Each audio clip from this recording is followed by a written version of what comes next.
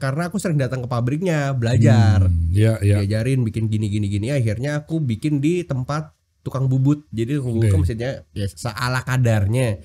Tapi hari itu aku belajar di sana. Jadi aku ekspor itu dari umur 18 ke 19 aku udah ekspor ke Hermanto. Yuk masih sambil sekolah itu? Sambil itu kuliah? Udah selesai karena kuliahku berhenti cuma 1 semester.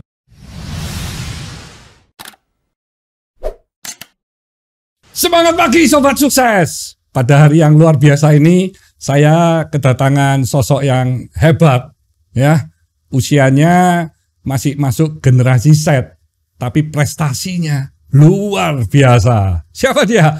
Julio Ekspor. Aduh, kok saya jadi excited. Thank you ini ya. Terima kasih banyak Pak. Ini sebuah kehormatan. Ngeluangin waktu you yang sangat berharga ini untuk datang di podcast saya ini. Terbalik Bapak. Saya berterima kasih diundang. Iya. Jadi memang ini saya begitu kenal, saya lihat, wah ini hebat banget ini. Ini usianya masih 26. Iya, terima kasih. Saya flashback, saya waktu masih 26 nggak sehebat you ini. Pasti lebih hebat. Oh enggak, ini benar ini. Oh, iya. Bener. Tapi saya hanya menang mungkin anak aja. Saya usia you anaknya sudah 4. Wah, rahasia terbuka di podcast hari ini. Gitu ya. Oke. Nah, ini Julio bisa cerita nih, mungkin sepintas saja ya, karena you mungkin sudah banyak YouTube ya. Sekilas tentang masa kecil you, masa keluarga, backgroundnya apa, kok bisa punya sosok yang hebat begini, gimana ceritanya? Terima kasih sebelumnya Pak Hermanto atas undangannya. Aku belajar banyak sebenarnya dengan Pak Hermanto dan dengan keluarga, kayak wah humble banget, dan itu yang ngajarin aku banyak hal dan inspire me. Tapi kalau dilihat cerita jadi ke belakang Pak Hermanto, sebenarnya nih kami nih keluarga ngepas gitu. Jadi mamaku tuh cuma ibu kantin. Jadi ibu kantin sekolah. Jadi sekolah kecil. Waktu aku dari TK, ibuku tuh jualan kantin sampai aku SMA. Bahkan ketika aku pindah ke SMA pun, ke sekolah yang lain, ibuku tuh ikut pindah kantinnya Pak Hermanto. Karena ternyata ibuku bilang, kan dulu sempet ya, maksudnya waktu aku masih kecil itu tiap sekolah pas istirahat aku tuh pasti selalu makan terakhir karena harus ngelayanin teman-teman dulu. Nah waktu SMA aku pindah, harapannya kayak aku bisa makan di kantin. Itu sebenarnya mimpi sederhana, makan di kantin sama teman-teman. Tapi ternyata pas ibuku pindah kayak, loh kok pindah lagi, aku harus ngelayanin teman-teman lagi. Tapi ternyata pas aku tahu alasannya adalah mamaku bilang, aku nggak bisa kasih uang jajan, tapi aku bisa pastikan kamu nggak kelaparan kalau aku punya kantin. Jadi dengan cara seperti itu akhirnya setiap pagi Pak Hermanto aku tuh jadi makin semangat bawa termos nasi di depan motor, ibuku bawa sayur. Jadi aku datang ke sekolah tuh setiap jam 6 pagi untuk siap-siap kantin. Di saat teman-temanku tuh datangnya jam 7 telat. Nah jadi bermula dari keluarga yang seperti itu, ngajarin aku kerja keras, dan akhirnya bisa sampai ke titik ini. Jadi waktu kecil pun sudah bantu mama ya? Iya, waktu ke itu pasar, catering. Aku nih spesialis cetak nasi. Masaknya mama masak sendiri atau sendiri? Bukan beli dari luar gitu juga enggak? Sendiri. Makanya mamaku tuh masak banget orangnya ya. Jadi apa bisa buat itu ya? Es juga ya? Iya, jadi apapun. Sirup ya? Betul. Sirupnya bikin sendiri atau beli? Bikin sendiri. Apalagi kan saya waktu SD ya, kalau saya ingat ya, saya cuma bisa di kantin itu minum 1 gelas sirup itu ya. Itu seminggu sekali. Waktu olahraga kasti, wah itu kan haus. Pakai yang manis-manis. Iya, hidup saya kan juga bukan hidup yang berlimpah ya. Jadi uang jajan itu seminggu cuma sekali ya beli es sirup itu. Jadi itu termasuk mewah sekali. Kalau ke kantin itu seminggu sekali. Untung mamaku you punya kantin, berarti you tiap hari bisa minum. Iya, makan. Tapi kalau rumah gimana? Rumahnya besar sekali atau gimana kalau rumah? Tuh luasnya tuh 5x5 Pak Hermanto. 5x5 itu 25 meter persegi? Iya. Wah. Jadi kecil sekali. Jadi kita hidup sekeluarga, aku punya kakak perempuan. Tapi kalau rumah pun saya lebih kecil loh. Saya 1,5 kali 9. Hah? 1,5 kali 9. Iya, jadi kalau dihitung meter perseginya 13,5 meter persegi ya. Berarti ini jadi inspirasi kok kalau aku bisa lebih sukses dari Pak Hermanto. Yes. Nah, pasti bisa. Berangkat dari sana, tapi akhirnya yang dulu aku berpikir Pak Hermanto kayak, kenapa ya orang-orang tuh bisa punya hidup lebih baik dan aku tidak. Tapi aku jadi bersyukur kenapa aku mengalami hal seperti itu Dan kalau aku lihat sekarang ternyata orang-orang yang hidupnya lahir dari seperti itu kuat sekali. Ya, dunia adil ya. Dunia adil. Jadi bulat ya. Betul. Jadi yang di atas akan turun kalau nggak hati-hati. Yang di bawah pun ada kesempatan untuk naik. Dan ya. makanya aku melihat kayak kalau ada masalah aku nggak takut untuk hadapi karena hidup udah terlalu sulit saat itu. Betul. Jadi nothing tulus, nggak ada salahnya untuk jatuh lagi. Maksudnya untuk turun lagi kalau misalnya aku gagal sekalipun. Ya. Jadi aku nggak, bahkan sampai hari ini Pak Hermanto, aku tuh nggak pernah ada ketakutan sedikit pun untuk gagal dan jatuh ke bawah karena aku sudah terbiasa dengan hal seperti itu. Nggak ada yang salah dengan itu dan bisa balik lagi. Jadi tinggal punya impian yang ingin diraih, terus perlu kerja keras, kerja smart untuk meraihnya ya. Aku yakin Pak Hermanto sampai hari ini juga pasti nggak ada ketakutan sedikit pun untuk mulai lagi dari nol. Makanya kalau aku lihat ya Pak Hermanto, correct me if I'm wrong ya, Pak Hermanto kalau bisnis tuh pasti mulainya dari kecil dulu, nggak tiba-tiba langsung besar karena punya rasa ngebangunnya itu loh Pak yang seru ya. Iya. Itu awal sih. Kalau sekarang enggak. Kalau sekarang saya masuk sudah bisnisnya sudah harus size-nya cukup besar karena usia saya sudah berapa. Kalau saya mulai dari nol terus itu kan butuh perjuangan yang lama. Kecuali ngajarin jadi saya anak-anak masuk ya Pak ya. Iya, saya masuk sudah size-nya harus bagus. Nah, tinggal di multiple lagi. Bagi saya lebih mudah daripada start dari nol gitu. Tapi mungkin karena punya pengalaman dari nolnya, jadi bisa merapikan yang berantakan. Bisa multiple yang sudah besar. Betul. Sehingga itu lebih tinggi lagi. Jadi misalnya omsetnya sudah 500M gitu ya.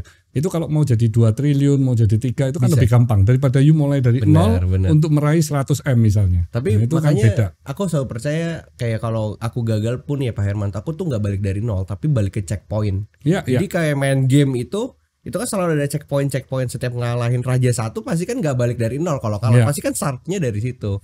Meskipun aku bilang kayak gitu kan kadang-kadang bukan selalu bicara soal uang, tapi pengetahuan nggak hilang, koneksi nggak hilang. Jadi kan bisa berangkat dari sana. Dan mungkin itu. Berapa saudara ya? Aku 2. Oh 2. Jadi punya adik kakak. Oh kakak malah. You bukan yang terbesar. Aku paling kecil. Oh kakak perempuan.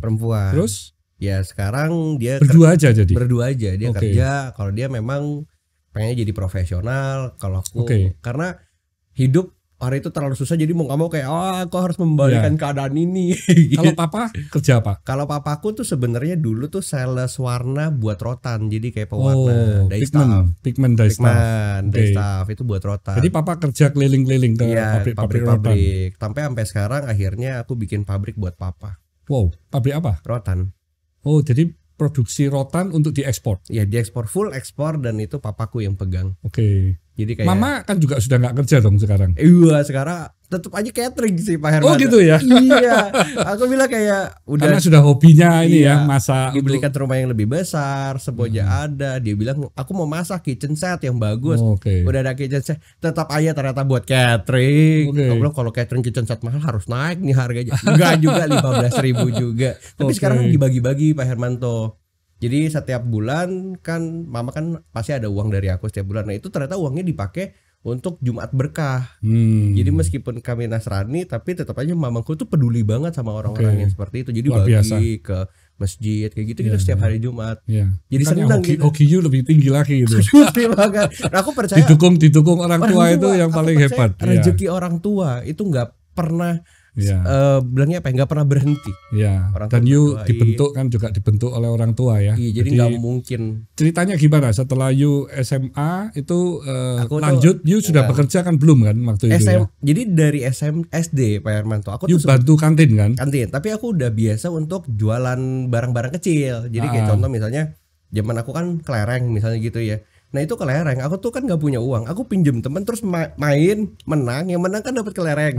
Terus kelerengnya aku jual 5 berapa. Oh sama tuh dengan saya itu. Terus kartu dibersihin dulu kan, yang sudah berat-berat kita nggak bisa jual untuk main, yang baru-baru itu kan. Iya. Kalau menang kan dapat kelereng. Satu kotak itu 100 biji itu biasanya. Jadi aku dari situ terus Yu-Gi-Oh, kalau mungkin zamanku tuh ada kartu-kartuan gitu dari situ. Umbul kalau zaman saya umbulan. Iya, terus ada tajos yang ada di ciki-ciki. Jadi kan pernah jual, tapi dari situ akhirnya ternyata aku rasa memang aku udah terbiasa untuk berjualan dan berdagang. Belum bicara soal bisnis karena aku nggak ngerti sistem. SMP aku jualan sepatu basket, baju basket. Uangnya untuk apa kalau dapat uang? Kalau aku sih waktu itu buat main warnet.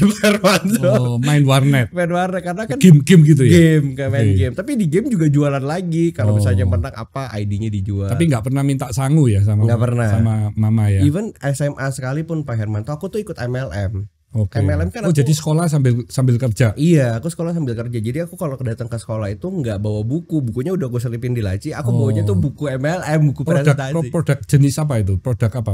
Waktu itu healthy sih, jadi kayak bisa produk suplemen. Makanan suplemen. Jadi aku pakai jasnya papaku, kemeja papaku, terus udah gitu door to door Pak Hermanto setiap pulang sekolah tuh door to door. Jualan. Dan SMA-nya waktu kuliah, aku kan maunya waktu itu ambil sekolah bisnis. Cuman karena nggak ada biaya, akhirnya dapat beasiswa pemerintah di Jogja jurusan teknologi kulit. Jadi industri kulit. Sempat masuk berarti 1 semester.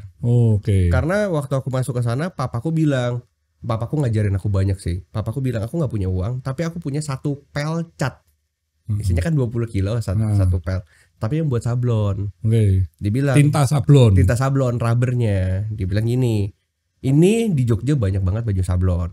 Ini market yang bagus, kamu bisa tawarin. Jadi setiap aku kuliah, aku cuma dikasih uang 400.000 di kantong untuk bayar bulan depan kos-kosan dan hidup. Jadi aku harus jualan 20 pelnya. Akhirnya aku ecer tuh sekilo, kan sisa 19 kilo. Sekilonya aku ecer yang 100 gram 10. Aku akhirnya tawarin Pak Hermanto ke tukang sablon. Itu cat tintanya itu buat sendiri dari papa atau papa import? Beli dari distributor di Jakarta. Jadi kirim pakai kereta. Jadi pulang sekolah jualan keliling. Percetaan. Betul. Akhirnya sampai pernah masuk ke salah satu percetakan besar di Jogja yang memang udah terkenal banget, dan itu ternyata bisa ngidupin saudaraku sampai S2. Akunya sendiri sih keluar, tapi dari situ jalan terus sampai di S2. Itu sih yang akhirnya aku bilang kayak ternyata aku lumayan jago dagang juga. Jadi karena udah mengenal dunia bisnis, mulai dari kantin ya. Betul. Sampai akhirnya bisa besar. Jadi menarik sih. Waktu di kantin pun itu bantu jualin atau enggak? Kalau di kantin kan teman-teman datang. Kalau SD karena waktu itu ibu kantin cuma 1, jadi ya pasti datang karena butuh makan sih. Saya jualan es. Jadi yang jualan nasi tuh mamaku doang. Waktu SMA Pak Hermanto persaingan dimulai. Karena jualan nasi banyak, harus ada diversifikasi nih. Apa ya mamaku mamaku tuh spesialis nasi bakar. Jadi aku tuh kalau misalnya sebelum istirahat, aku tuh pasti keliling kelas. Jangan lupa ya dibeli nasi bakarnya nanti di kantin. Pokoknya aku standby di situ untuk kalian. Jadi kalau enggak besoknya, kalau misalnya menunya bosan, aku ngelis ke teman-teman. You besok mau apa? Makan apa? Nasi kuning. Aku voting mana yang paling banyak. Beli ya. Kadang-kadang aku suruh DP dulu Pak Hermanto. Gitu 10.000. Jadi nggak gengsi ya? Nggak gengsi. Sama yang cewek-cewek juga enggak? Makanya nggak punya pacar. Nggak pacaran aku SMP, SMA, kuliah tuh nggak pacaran. Karena mungkin kayak masa cowok gue gini sih. Tapi nggak peduli juga sih. Gitu ya. Iya Pak Hermanto. Yang begitu-begitu sekarang nyesel itu. Aduh. Jadi memang ya tempaan dari kehidupan itu yang membuat Julio jadi lebih matang, lebih cepat ya. Makanya aku tuh selalu inspired dengan orang-orang hebat, contohnya seperti Pak Hermanto. Aku selalu baca biografi siapapun termasuk Pak Hermanto. Karena buatku kayak setiap orang kan punya cara sukses masing-masing. Ada yang bilang cara A sukses, cara B sukses. Dulu Pak Hermanto di saat aku lagi fragile, sebenarnya hidup tuh mau dibawa seperti apa dan sukses seperti apa tuh bingung. Karena dengerin setiap orang berbeda, kita tuh jadi bingung kayak sebenarnya sukses tuh seperti apa sih?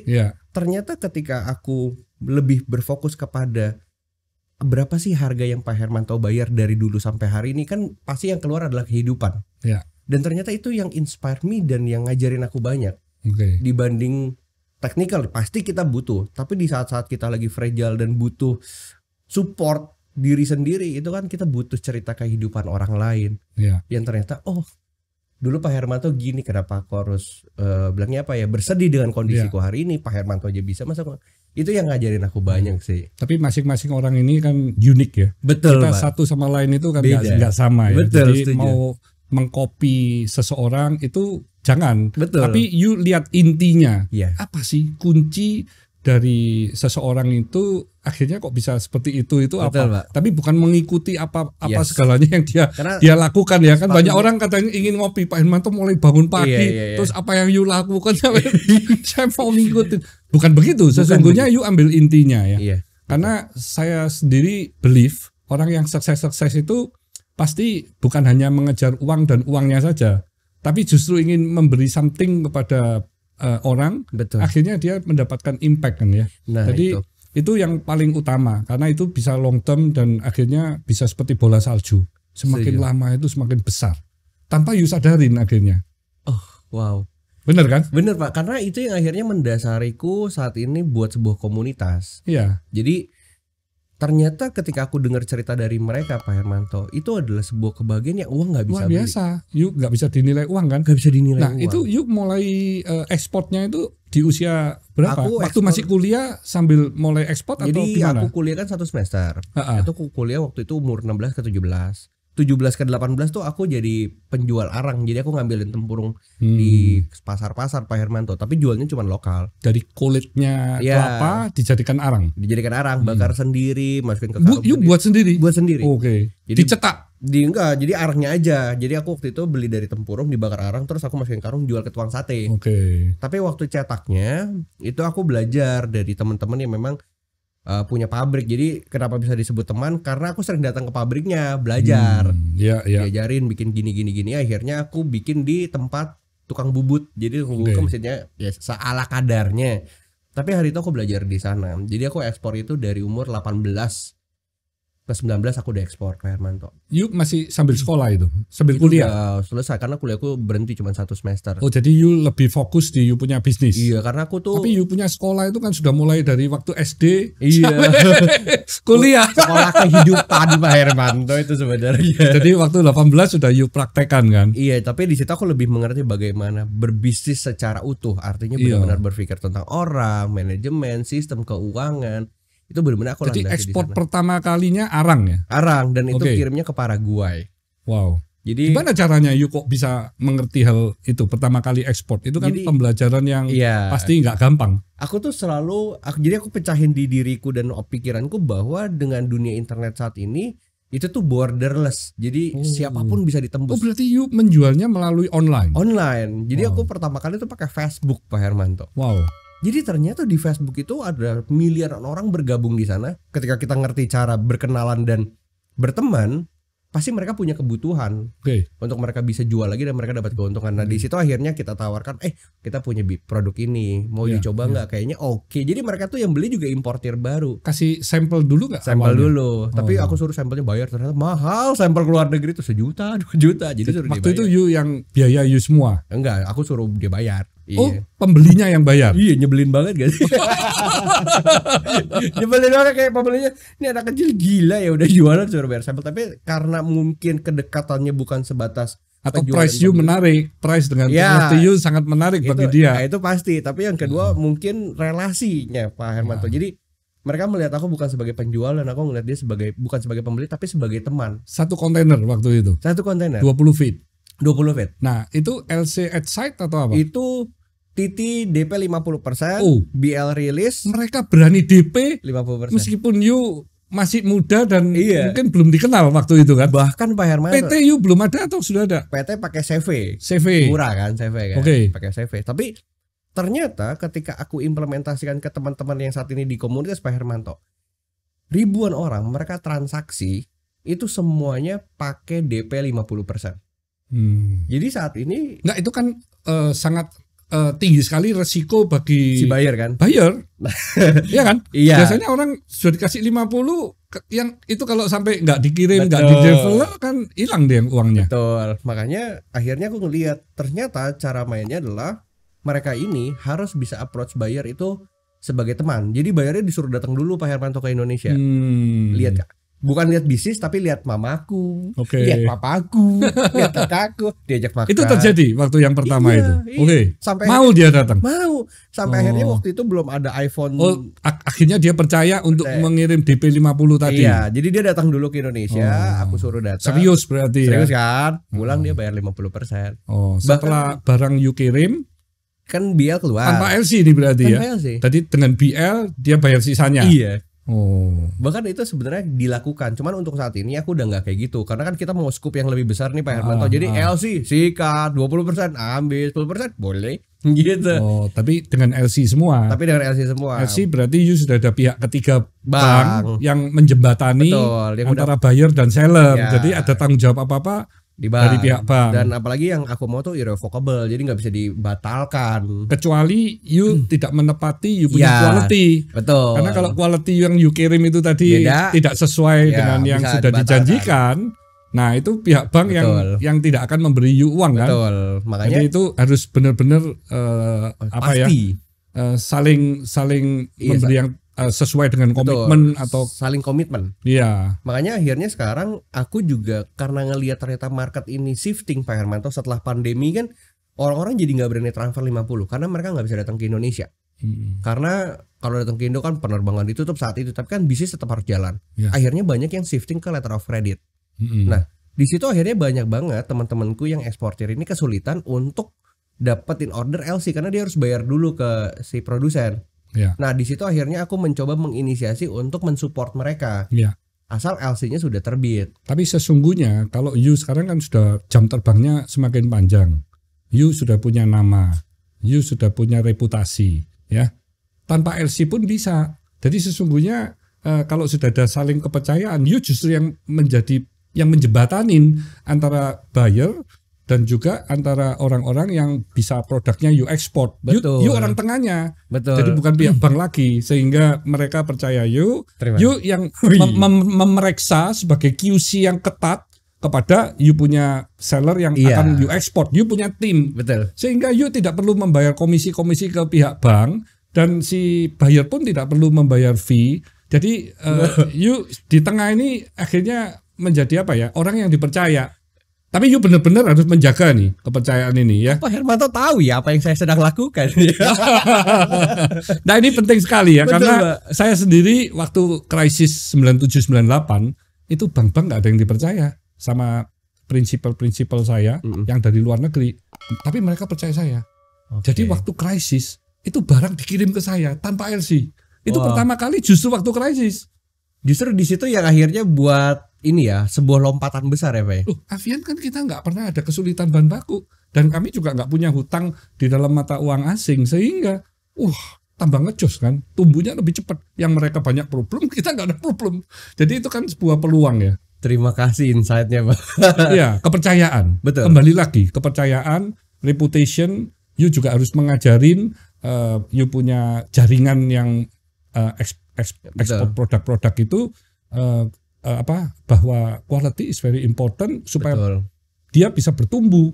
Kalau dia cuman mau misalnya cheating gitu ya, itu kan cuman sekali dua kali you mati itu, jalannya nggak ada. Setuju Pak. Makanya Ya, kemarin jadi tuh nggak boleh pemikirannya itu harus dirubah dulu. harus justru kalau bisa support system. melebihi quality yang diharapkan oleh pembeli, meskipun harus tetap konsisten ya, jangan naik turun karena naik turun itu yang paling ditakutkan pembeli. Oh, yo sebentar di atas, bentar di bawah, sebentar di atas, ini kan bikin pusing gitu kan. Mereka ya. jualannya susah jadi kayak Susah. Iya. Jadi makanya akhirnya sebuah brand itu kan mahal. Kenapa? Karena dia menjaga reputationnya itu lama, puluhan tahun, sehingga brand itu akhirnya valuationnya bisa melebihi dari aset-aset pabrik maupun mesin maupun apapun. Wow. Ya kan? Nah itu justru nama kan. Ini you sudah punya nama. Nama itu yang mahal. Makanya kemarin tuh ada salah satu teman kami Pak dari komunitasku. Jadi sebelumnya 1 tahun dia bekerja itu jadi OB di rumah sakit. Terus udah gitu dia pindah kerja jadi tukang galon. Jadi tukang antar galon dari rumah ke rumah. Sekarang berhasil ekspor Pak. Sebulan tuh 500 juta omsetnya. Wow. Tukang galon. Nggak sekolah. Tapi ketika dia mau approach ke pembeli selanjutnya, memang agak kesulitan. Pasti kan dari sisi branding, dipercaya atau enggak. Karena anak-anak muda kita kan di daerah nih Pak. Nah ini yang benar yang tadi Pak Hermanto bilang, dan itu terima kasih masukan yang luar biasa untuk menjembatani. Iya. Karena kan mereka harus tetap butuh. Ekspornya apa dia? Itu briket juga, arang kelapa. Briket. Kandang kelapa. Saya pikir galon ini ada hubungan sama Cleo. Boleh. Kalau bisa ekspor Cleo hebat dong. Boleh Pak abis ini. Iya. Tapi menarik Pak. Jadi dari yang seperti itu terus saat ini kita pernah sampai hari ini ya mengekspor sapu lidi. Wow. Jadi sapu lidi yang biasanya cuma di pasar 4.000 itu diekspor ke India, ke Bangladesh dengan transaksi udah sekitar 13 miliar. Wow, luar biasa.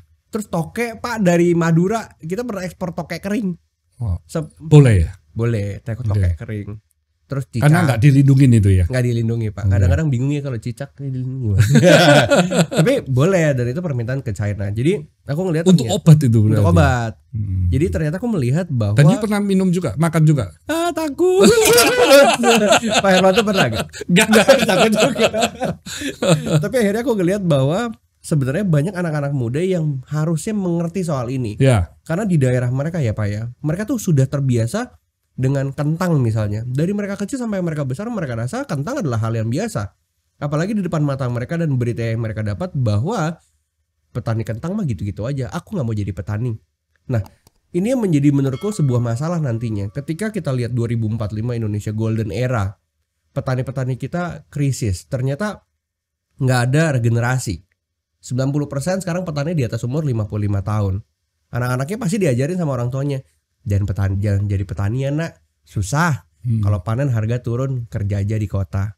Aku berpikir bahwa kalau ternyata ini tidak pernah bisa diselesaikan Pak, akan ada krisis pangan. Ya. Nah makanya harus diberikan sebuah pandangan bahwa anak muda kalau jadi petani tuh bisa untung dan bisa sukses. Ya. Jadi market lokal memang penuh, tapi ada 7 miliar orang di dunia ini yang butuh makanan dari kamu. Ya. Sementara itu untuk barang-barang yang oversupply. Ya ini untungnya di Indonesia ada pahlawan seperti Julio. Aduh terima yang kasih. Bisa ngasih edukasi ke petani-petani termasuk ke anaknya. Bapak produksinya sekian ton nih. Nah you sebagai anak nerusin, you harus bisa 10 kali lipat, 100 kali lipat, 1000 kali lipat daripada bapak. Karena apa? Bisa didukung dengan teknologi, pakai mesin, pakai traktor. Jadi dengan adanya teknologi keren. You jadi bukan petani yang biasa-biasa aja, tapi petani yang naik level. Di Jepang kan petani kan keren-keren. Wah, dia satu petani bisa berapa puluh hektar, ada yang berapa ratus hektar. Betul. Keren dong. Nah, itu yang aku lagi kerjasamakan mungkin dengan teman-teman. Kalau misalnya Pak Hermanto juga ada insight, tapi yang aku kerjakan dari sisi teknologi adalah dari distribusi channelnya, Pak. Ya. Jadi aku punya aplikasi yang dipakai sama anak-anak petani untuk bilangnya apa, emang konsolidasi barang jadi satu kontainer. Tapi skupnya cuman per kecamatan. Jadi kalau misalnya aku udah ngambil komoditas dari 2 kecamatan 3 kecamatan susah di logistik. Karena harus di centralize ke satu gudang utama, di pick up kontainer baru dikirim. Jadi aku tuh selalu mappingnya per kecamatan. Nah kalau satu kecamatan ternyata tidak ada barang yang nggak penuh, biasa otomatis by system dia akan lempar ke kecamatan yang lain. Karena biasanya kecamatan sebelahan tuh pasti produknya mirip-mirip. Nah itu yang ternyata menjadi sebuah trigger petani muda atau anak-anak petani untuk mau Pak akhirnya melanjutkan usaha orang tuanya. Karena mereka saat ini edamame di Jember bisa ekspor ke Jepang sekarang. Padahal di Jepang diimpor lagi sama kita. Tapi yang penting sekarang mereka ngerasain uangnya dulu supaya ada sebuah pemikiran this is industri yang oke ya, bisnis yang oke. Mereka jadi tertrigger untuk belajar. Itu sih yang sekarang aku lagi kerjain Pak ke anak-anak dan muda. Sesungguhnya kalau dari sisi quality, dari sisi produknya itu bisa terus improve, lama-lama kan nggak ada. Indonesia nggak perlu import gitu. Masa segala sesuatu import beras, kalau sekarang mungkin swasembada, tapi yang premium quality masih import.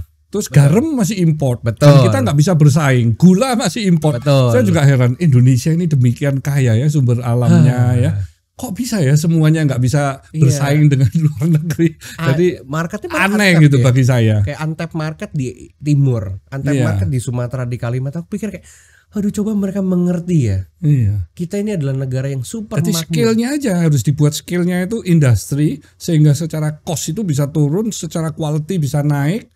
Akhirnya kita jadi eksportir kan, bukan importir terus. Nah itu yang sebenarnya aku belajar dari Pak Hermanto tentang manufacturing. Jadi meskipun saat ini moving to the digital Pak, kalau aku betul digital untuk leverage bisnisnya.